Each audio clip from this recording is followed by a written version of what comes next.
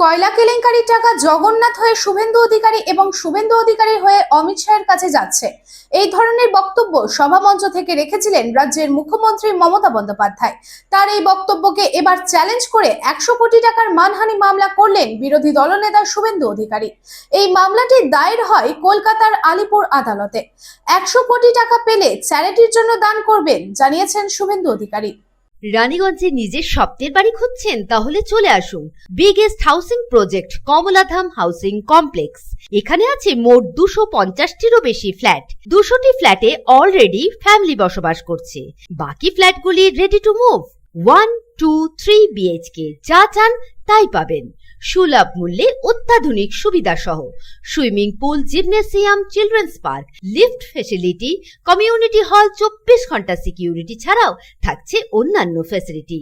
National highway থেকে মাত্র 400 meter দূরে, near Ganesh Dham housing complex, Jiradanga, Shiarsol, Raniganj.